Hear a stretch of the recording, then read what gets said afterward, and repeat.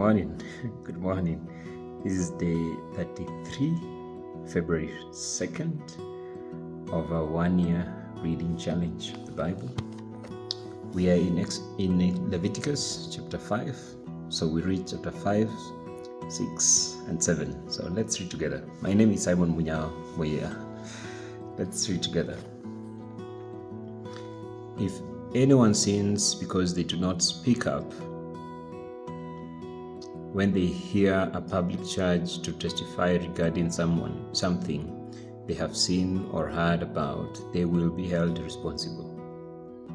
If anyone becomes aware that they are guilty, if they unwittingly touch anything ceremoniously unclean, whether the carcass of an unclean animal, wild or domestic, or any unclean creature that moves along the ground, and they are unaware that they have become unclean, but then they come to realize their guilt, and if they touch human uncleanness, anything that would make them unclean, even though they are unaware of it, but then they learn of it and realize their guilt, or if anyone thoughtlessly takes an oath to do anything, whether good or evil, if any matter one might carelessly swear about, even though they are unaware of it, but they learn of it and realize their guilt. When anyone becomes aware that they are guilty of any of these matters, they must confess in what way they have sinned. As a penalty for the sin they have committed, they must bring to the Lord a female lamb or goat from the flock as a sin offering, and the priest shall make atonement for them for their sins. Anyone who cannot afford a lamb is to bring 2 doves or 2 young pigeons to the Lord as a penalty for their sin, one for a sin offering and the other for a burnt offering. They are to bring them to the priest, who shall first offer the one for the sin offering. He is to wring its head from its neck, not dividing it completely, and is to splash some of the blood of the sin offering against the side of the altar. The rest of the blood must be drained out at the base of the altar. It is a sin offering. The priest shall then offer the other as a burnt offering in the prescribed way, and make atonement for them for the sin they have committed, and they will be forgiven.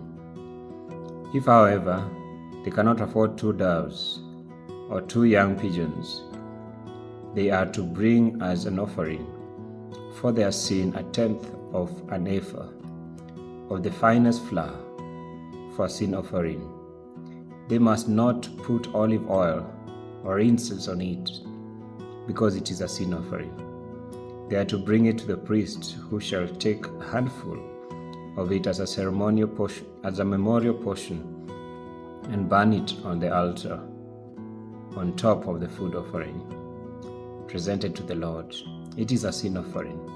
In this way the priest will make atonement for them for any of these sins they have committed, and they will be forgiven. The rest of the offering will belong to the priest, as in the case of the grain offering. Verse 14 of chapter 5 of Leviticus. The Lord said to Moses, "When anyone is unfaithful to the Lord by sinning unintentionally in regard to any of the Lord's holy things, they are to bring to the Lord as a penalty of a ram from the flock, one without defect and of the proper value, in silver according to the sanctuary shekel. It is a guilt offering.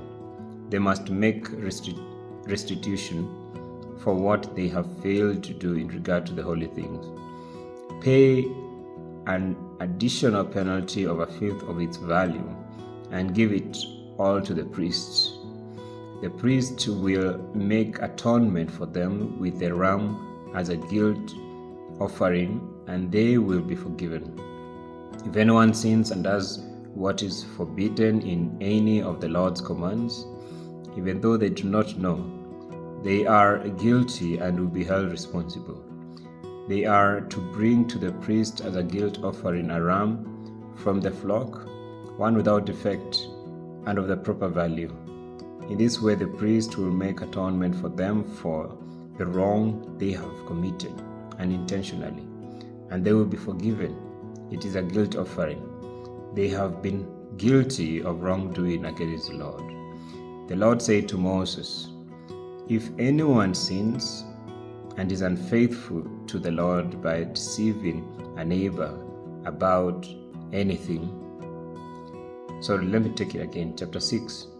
The Lord said to Moses, "If anyone sins and is unfaithful to the Lord by deceiving a neighbor about something entrusted to them, or left in their care, or something stolen, or if they cheat their neighbor, or if they find lost property and lie about it, and if they swear falsely about any such sin that person may commit.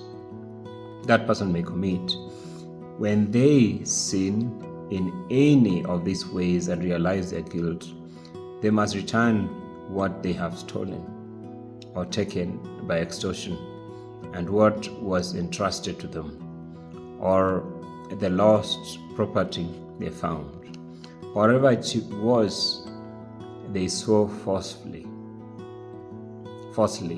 about.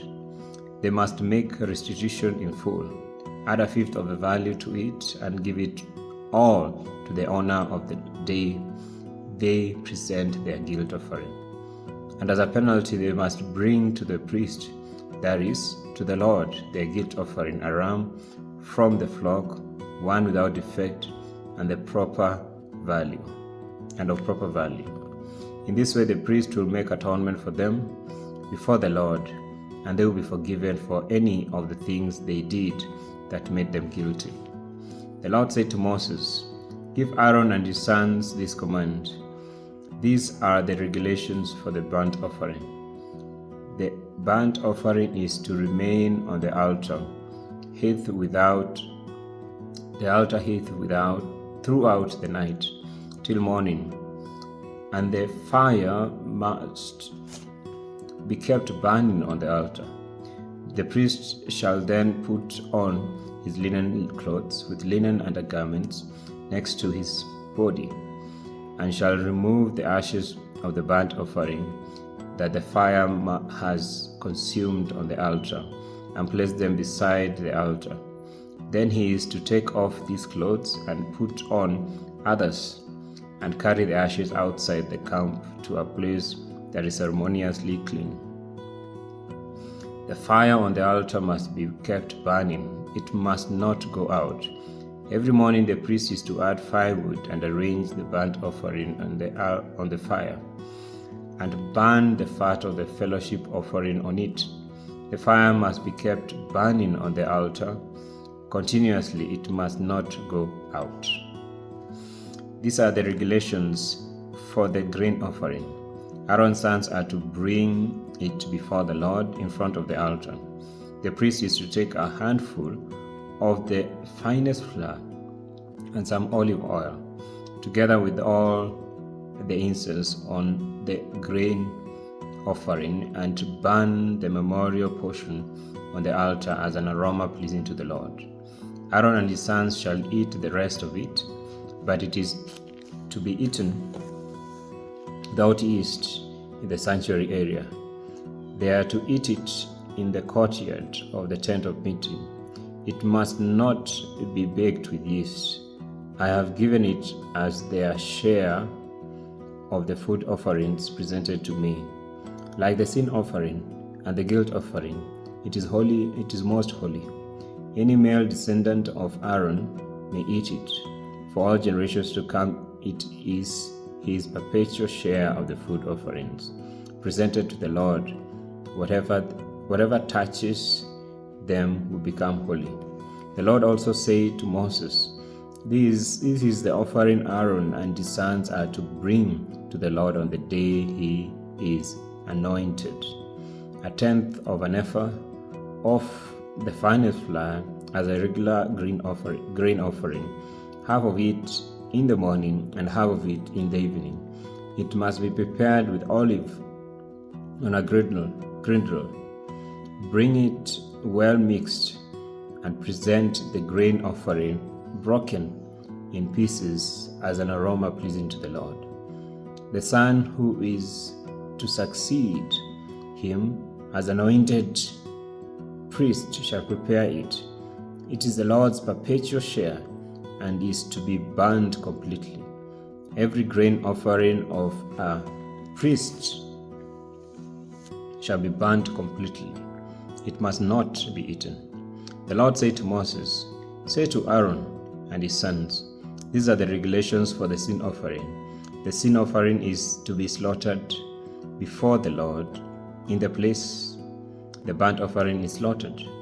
It is most holy. The priest who offers it shall eat it. It is to be eaten in the sanctuary area, in the courtyard of the tent of meeting. Whatever touches any of the flesh will become holy. And if any of the blood is splattered on a garment, you must wash it in the sanctuary area. The clay pot, the meat is cooked in must be broken. But if it is cooked in a bronze pot, the pot is to be scoured and rinsed with water.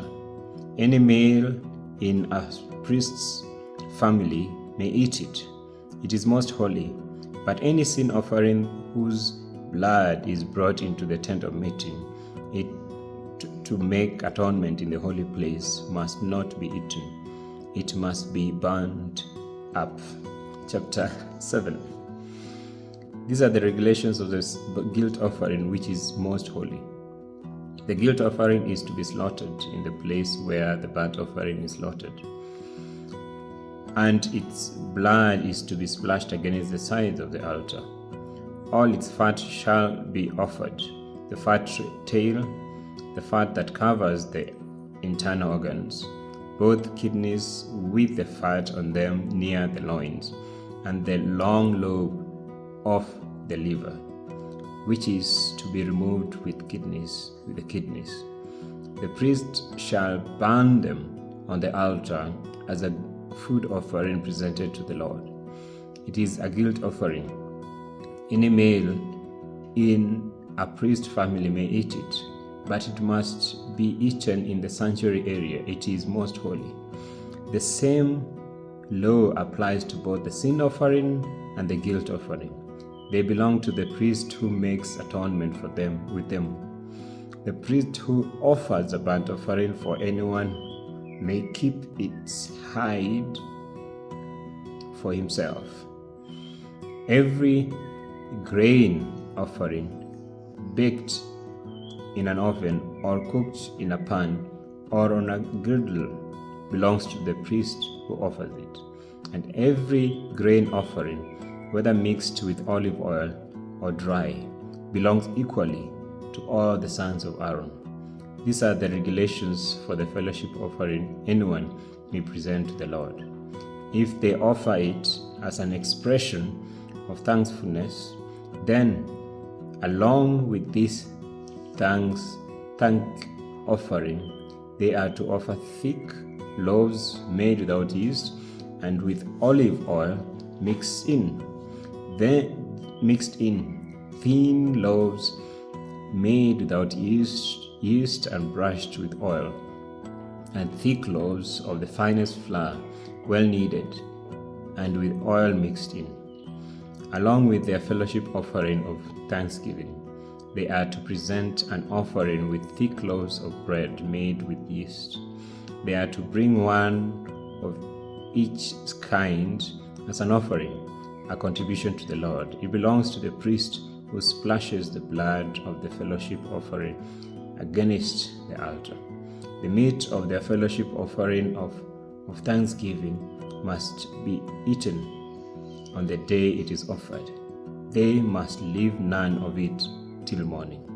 If, however, your offering is the result of a vow, or is a free will offering, the sacrifice shall be eaten on the day they offered it. But anything left over may be eaten on the next day. Any meat of the sacrifice left over till the third day must be burnt up.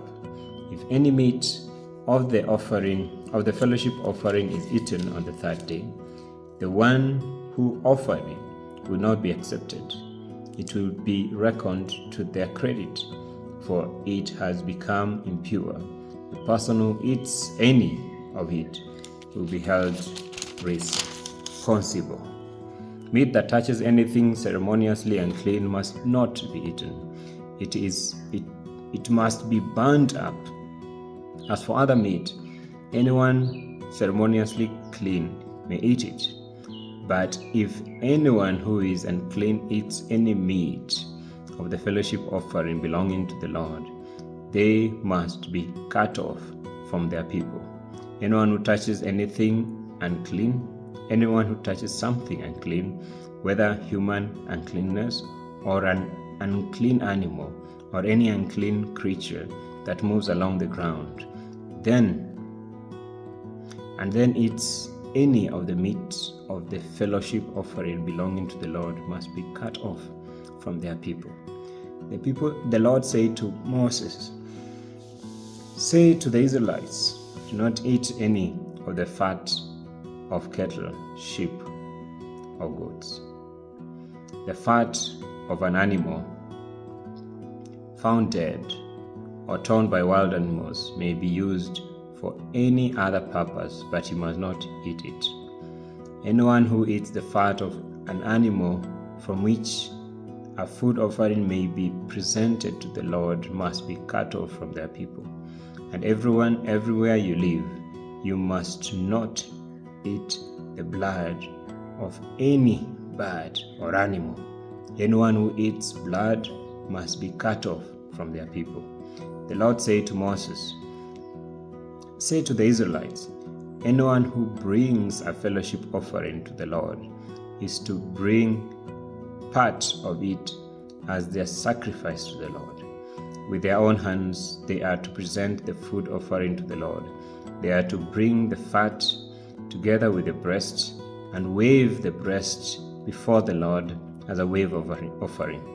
The priest shall burn the fat on the altar, but the breast belongs to Aaron and his sons. They are to give the right thigh of your fellowship offering to the priest as a contribution.